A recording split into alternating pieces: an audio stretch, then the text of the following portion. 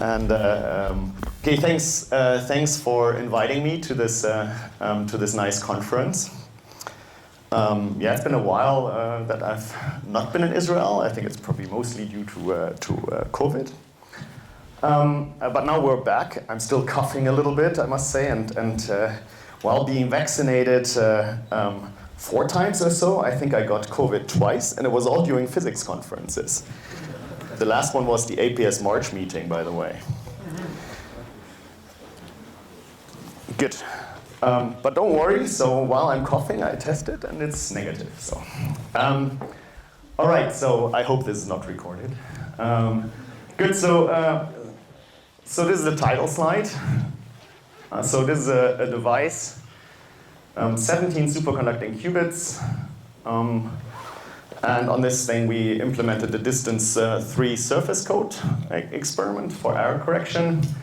And you probably heard me say that before. I think you should feel yourself honored to be able to look at a device at this complexity level, because most of the devices with this number of qubits you don't get a look at. Yeah? And so one of the other things that I noticed is as IBM makes better and better chips, their microscopes seem to get worse and worse, and so you get poorer and poorer pictures of what the chips actually look like. So here you have a picture of a chip in its full beauty. So let me walk you through it. It's a picture of the actual chip. You also see it. There's some sort of bugs from the dicing, so there's some chips at the edge of the device. Here is a 1 millimeter scale bar. The yellow structures are the transmon qubits. There's 17 of them. They sit on a square grid. Every one of these transmon qubits has its own dedicated drive line, which is shown in pink. Through that, you can apply amplitude and phase-controlled pulses to every qubit to control its state.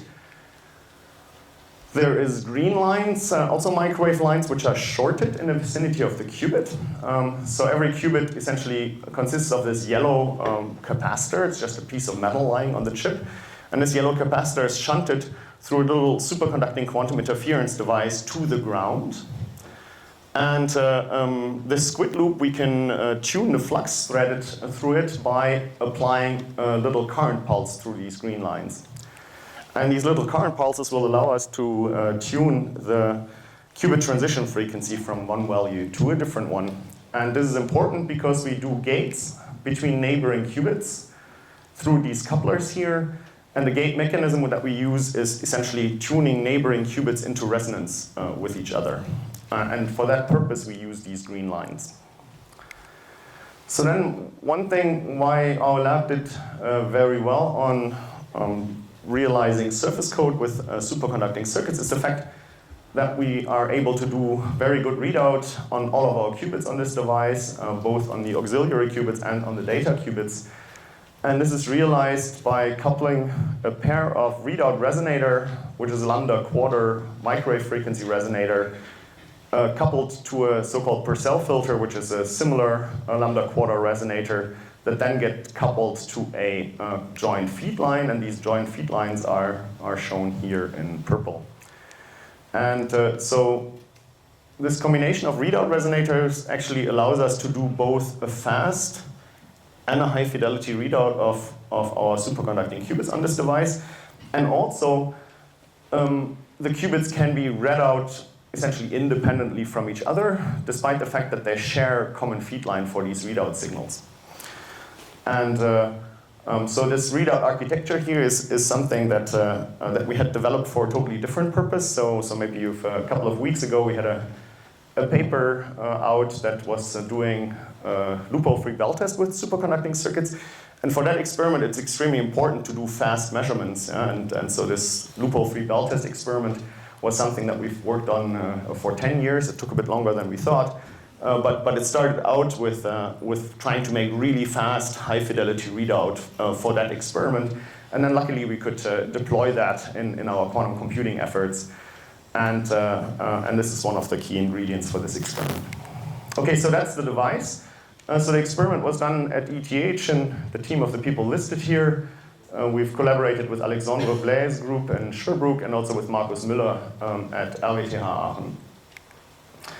And I should also thank like everyone who went through our lab in the past now more than 15 years, and so some of them are on faculty positions, many are somewhere in quantum industry and the industry around the quantum context, but also in other high-tech branches. Good, so this quantum computational advantage experiment by Google was mentioned already. I think even though it's now a few years old, I think in superconducting circuits it's still sort of reflective of the state of the art. It was an experiment with 53 qubits, and it demonstrated an advantage over a conventional computer in exactly one task. Though that particular task was really set up to exaggerate the advantage of the quantum computer over the classical computer. It was essentially creating a complicated but random multi-qubit entangled state and ask the question, could you simulate that state on a conventional computer and then compare the two states with each other. The problem, though, is with this device, which did about 1,000 2-qubit gates in a row, the final state that was created had a fidelity that was about 10 to the minus 3, relative to unit fidelity that you would want to realize if you had a perfect set of gates acting on a perfect set of qubits. And so I guess for NISQ applications and for building universal quantum computers, you need to deal with these errors, and one way is to go for error correction. So economically viable NISQ computations need probably both more and way better qubits, as Brian had just pointed out. But universal fault-tolerant quantum computation, I think probably in the end will require quantum error correction. There's probably no way past it, I think. So that requires major advances, and I think in the meantime you still see these two activities kind of going on in parallel, trying to do better NISQ work, but there's been more effort and more focus spent on doing quantum error correction in any physical system, actually. So quantum error correction with superconducting circuits, that's what I'm talking about, and can be addressed essentially two different approaches. One approach is based on qubits, making logical qubits from a large set of physical qubits by arraying them, for example, in the surface code architecture. But there's also a different approach using continuous variable encodings in harmonic oscillator states, CAT states, GKP states, and similar approaches. And those are very interesting, and there's lots of progress, and there are sort of a few citations on this slide here, but I'll not consider that at all in this talk. But the progress there is amazing. The experiments are very nice, and depending on what metrics you choose, you could say that this approach works equally well, or maybe even better than the qubit-based approach in superconducting circuits at the current stage. Good, so what is the challenge of quantum error correction with qubits? And Brian had talked a little bit about it, and this is a NISQ conference, and probably many of you know about quantum error correction, but I thought it's maybe worthwhile to try to give you an experimentalist view on how this works, and why it's challenging. So you try to detect and correct for two types of errors, bit flips and phase flips simultaneously. And you need to preserve a stored logical quantum state while detecting and correcting for errors. And you can't do that just by looking at the individual physical qubits, because, for example, if they were in a superposition state and you would perform a measurement to verify that it's still in the superposition state, that measurement would collapse that state. And so you need to come up with a clever idea how to deal with that challenge, both detecting bit flips and phase flips, and performing measurements that detect errors without affecting the logical qubit information.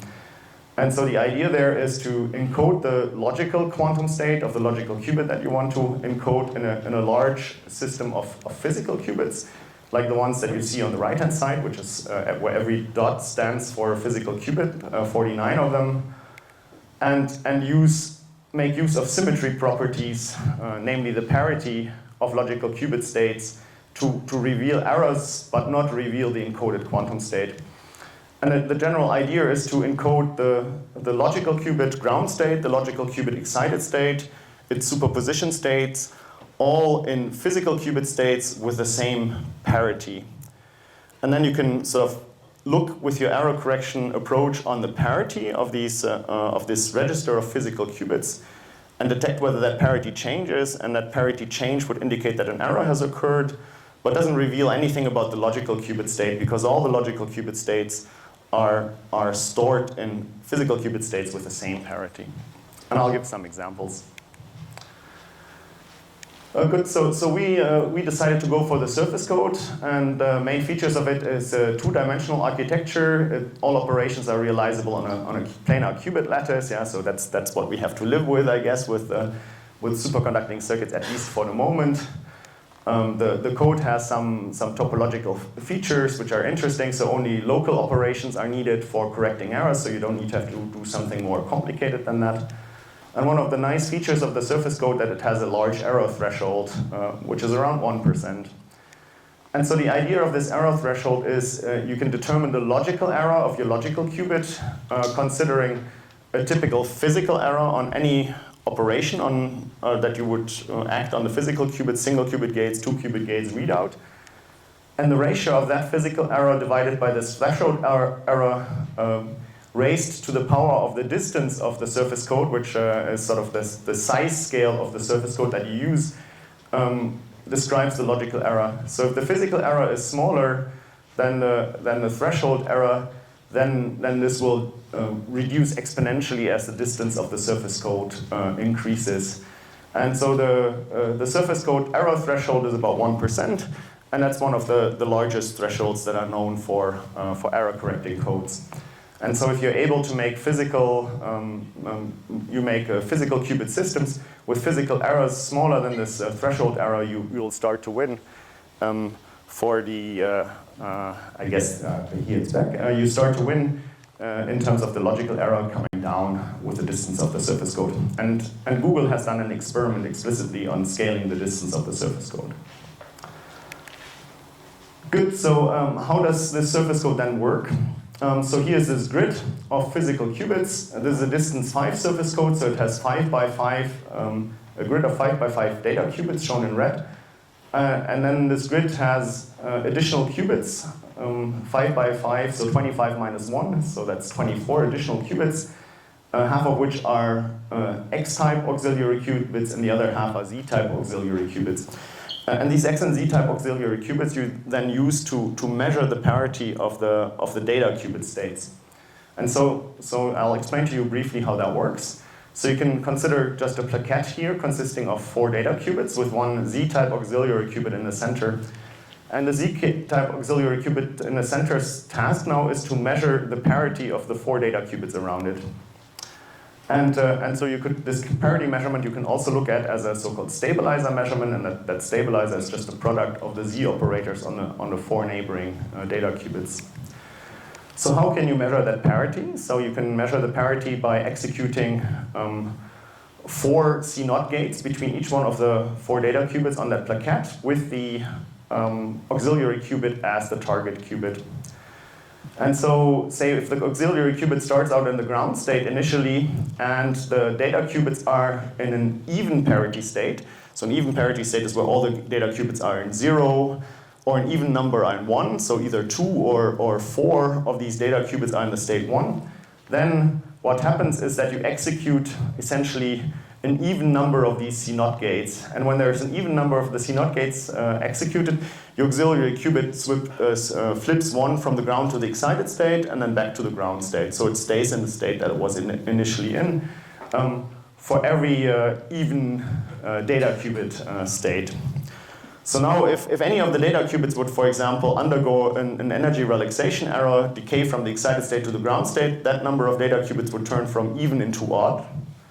And then you would execute an odd number of C0 gates, which would effectively flip the auxiliary qubit. So in this surface code, you can then just look at the auxiliary qubits to check whether an error has occurred or not. You know? And so if no error has occurred, the auxiliary qubit effectively stays where it is. And if an error occurs, the auxiliary qubit flips. And so you have to do that essentially on every plaquette here that has a Z-type auxiliary qubit connected to it. And since you have to correct not only bit flip errors, but also phase flip errors, you do the same thing using X-type stabilizers or X-type parity measurements. And you can create X-type parity measurements out of this gate sequence here, essentially by flipping the basis of your data qubits from the Z to the X basis and then doing the same set of gates. And then this effectively looks at the parity in the X basis. And in the surface code, in every cycle of the surface code, you essentially evaluate all these stabilizers for each and every plaquette that you see in this picture. And when the parity stays fixed, then all the auxiliary qubits stay in 0, there's no error. And when any of the auxiliary qubits changes state, it indicates a parity change and therefore an occurrence of an error. And that's how the surface code works. And so for this to actually come out ahead, all the ingredients need to be good. Yeah, the qubits need to be good, the single qubit gates need to be good, the 2 qubit gates need to be good, and maybe most importantly, you need to be able to read out the auxiliary qubit states in every cycle of the surface code with high fidelity.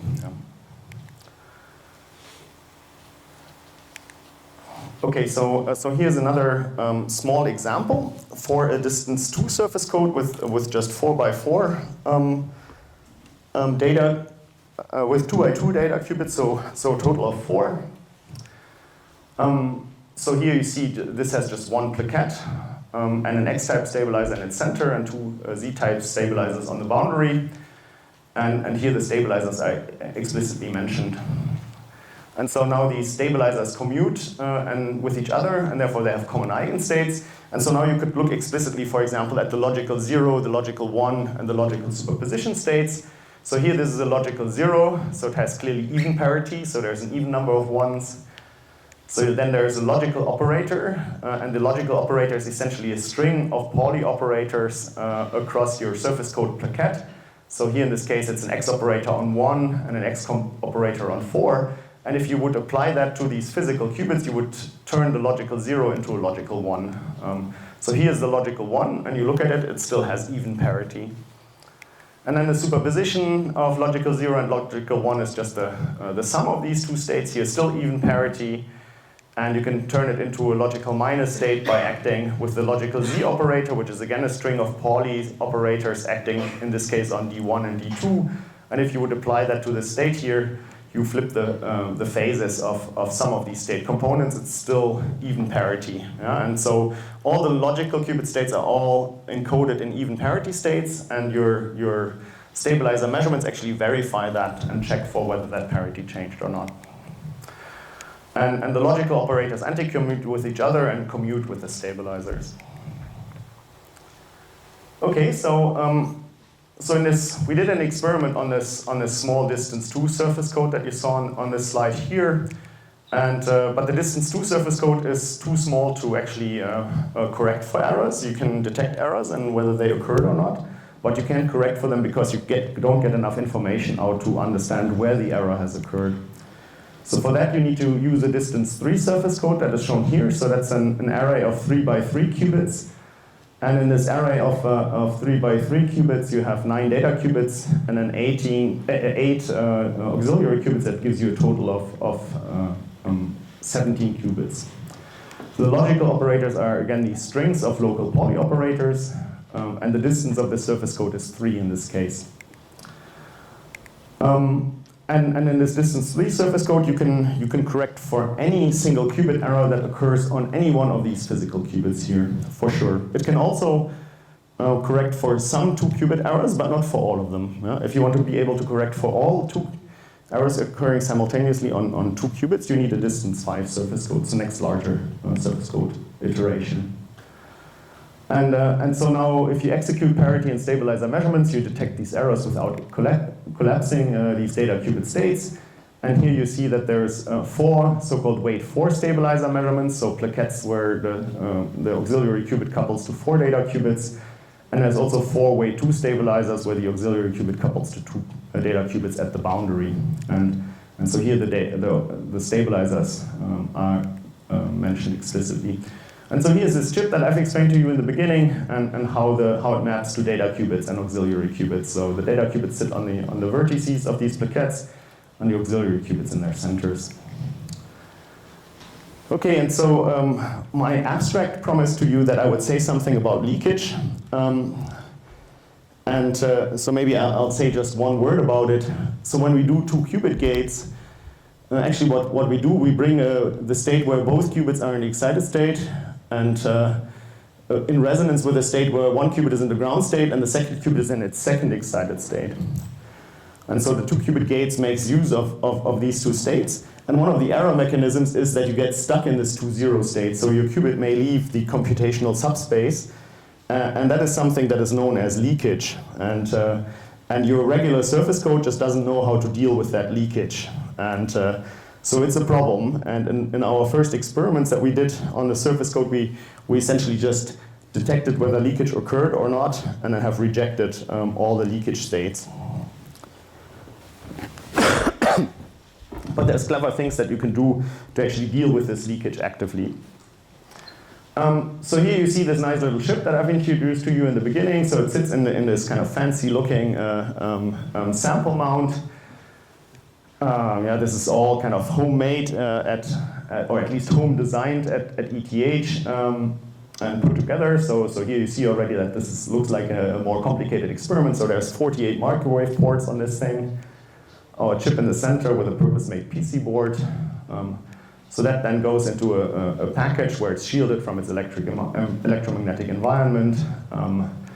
Then this goes into an experimental setup where the chip is shielded from its magnetic environment, and then there's lots of cables going to the top of the cryostat, and you see people in our lab always wear nice shirts and have well-dressed hair, at least when the photographer comes around. And so when you look at the whole setup, so here's such a cryostat. There's a bunch of electronics. There's a Zurich-based electronics company that we like to use for this, and this experiment on the surface code has been done with their stuff exclusively. And so this is a lab that we've recently set up at the Paul Scherrer Institute, which is this research center that belongs to the ETH domain that's about 45 minutes away from ETH. Okay, so there's lots of experimental work towards error correction that's been done previously. So there were essentially bit flip or phase flip experiments where only one of these error types have been corrected. There's quantum codes with single cycle experiments. There were repeated error detection experiments in the surface code. And then there were repeated quantum error correction experiments where the first one was the one that Brian mentioned with ions done at Honeywell. And so since then there's a bunch of superconducting circuit experiments as well. So when you check first whether this works or not, what you do is you first check whether your stabilizer, your parity measurement works. And essentially for that, you prepare the data qubits sitting on a plaquette in all its computational basis states, and you look at that and you can identify visually which ones are even parity and which ones are odd parity. And so the bars here are the outcomes of our parity measurements. So you always see when the parity measurement yields 1, you have an even parity, and -1 when it's an odd parity. And we compare that with simulations that we do based on the parameters of our device, including its coherence parameters. And it seems to work reasonably well. The parity measurements for a weight 4 stabilizer work with maybe a 7% error or so. And so there's 8 of these parity measurements. So here's the results of these 8 parity readouts, and the weight 2 stabilizers, so the parity measurements at the boundary of the surface code, have about 4% error, and the ones in the bulk, which are weight 4, have about 8% error. And it's sort of kind of interesting that you can actually, with this sounds like a large error. It's an 8% error on this complicated parity measurement, but you can still win by using those types of errors in the surface code. And one of the reasons for why that is possible is that the surface code has this large threshold. Okay, and so then we execute the surface code essentially. We execute all the Z-type stabilizer measurements in one block. And then we execute all the X-type stabilizer measurements in a second block.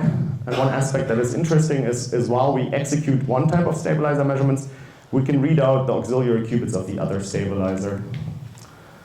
And what we do to prepare, sort of to initialize the logical qubit, we essentially prepare the data qubits in an initial state and run this cycle once.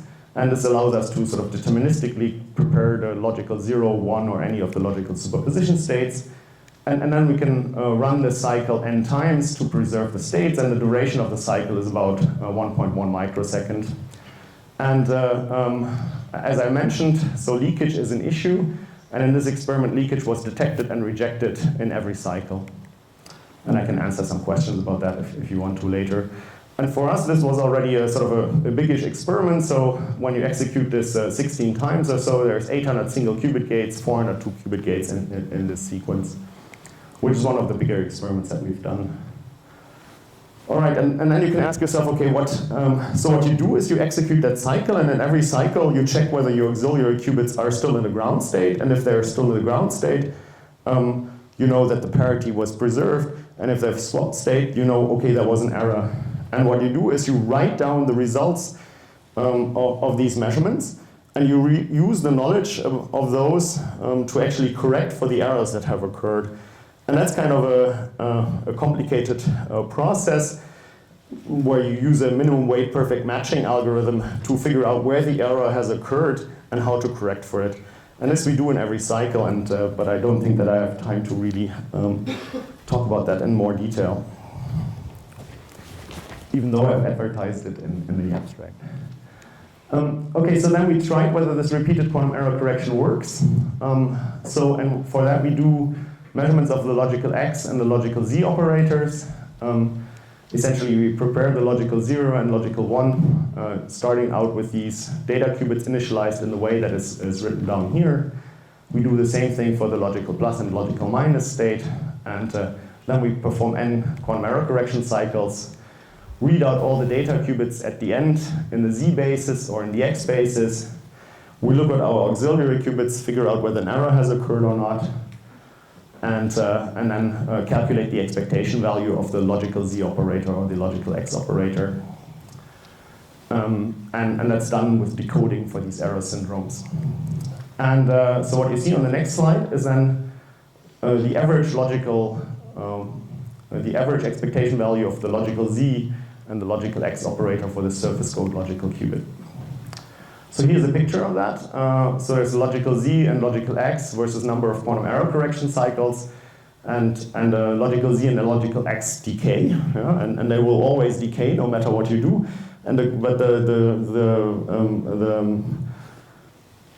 What you're trying to do is to try to make that decay constant as small as possible, make the logical qubit error as small as possible.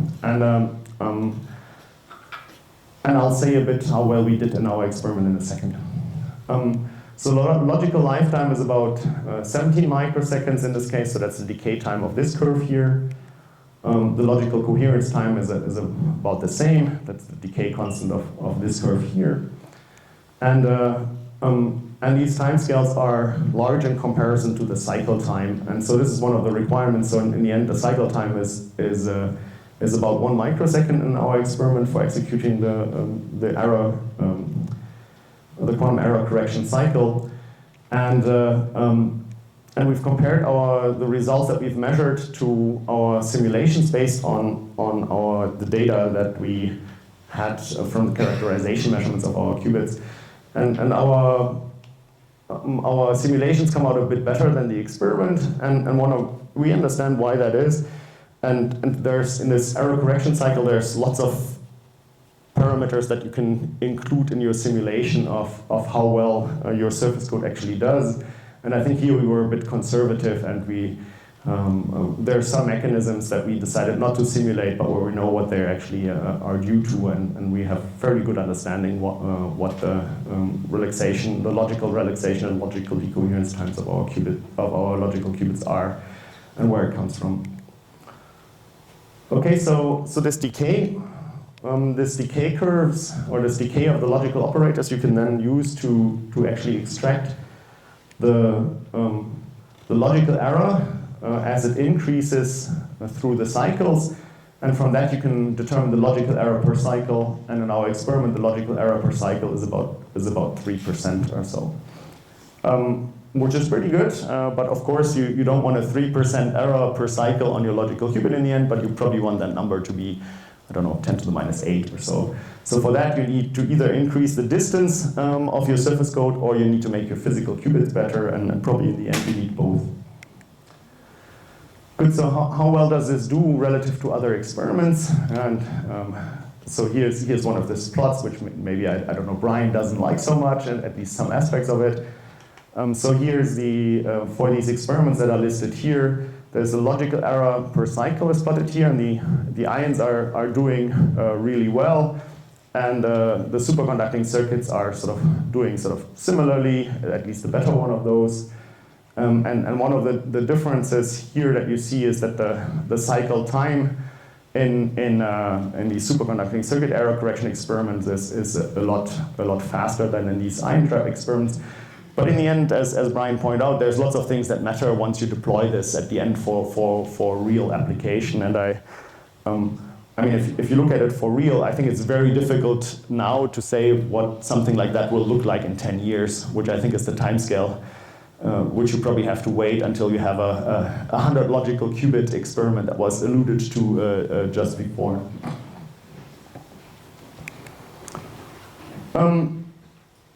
Okay, so how is our experiment good? It has a relatively small logical error per cycle, and it also has a reasonably high cycle rate of about 1 megahertz. So then maybe one of the questions that you could ask, okay, how good is this experiment really? How close are we, for example, to the threshold? And so we have a logical error of 3% per cycle, roughly. And our physical 2-qubit error is about 1.5%, so it's quite a bit worse than in the ions at the stage, at least for this particular experiment here. And so what we've then done to see how well we're doing is we've done some simulations where we assumed that every aspect of this experiment, every single qubit gate, every 2-qubit gate, every readout would improve by a factor of x. Yeah? And how much would that bring down the logical qubit error per cycle? And so that's the green curve. And so if you would imagine doing an experiment that Honeywell has already done, if you would do a logical gate between 2 logical qubits, yeah, you would want to make sure that the error in this logical gate between 2 logical qubits is not dominated by the single qubit error. And so that's what this plot here shows. If you can do a transverse logical qubit gate, then the logical qubit gate error scales with the physical qubit gate error, and then these two curves would cross over, maybe at a level of improvement between a factor of around 2 or so for our device. So we think that for our device we're maybe about a factor of 2 away from this threshold. So we think that break-even is within reach, yeah, and then we said, yes, let's go for it. Let's improve our device fabrication and see whether our next generation gets much better easily. And that turned out to be a bit harder than we thought. And so now I think we have a device that could show the next step. But it was more work than we expected. So this logical error per cycle of 3% is comparable to the predicted logical error per cycle if you do modeling. For example, if you do a Pauli error model, and that's something that Austin Fowler has done extensively, and our data is consistent with that. So I think we're not better than the threshold, but we're sort of around the threshold. Okay, so to wrap it up, so I've presented to you a repeated quantum error correction experiments at a distance 3 with a fast cycle time and 3% logical error per cycle. And the break-even is within reach, and the experiment is probably close to that break-even. And while it's mentioned here, I have not told you anything about the leakage reduction unit, but that's sort of an interesting experiment that we've done in that. And probably our next steps are going towards logical operations on single logical qubits and then gates between 2 logical qubits. And if you're curious about the paper, you can just read it up here. Thank you very much.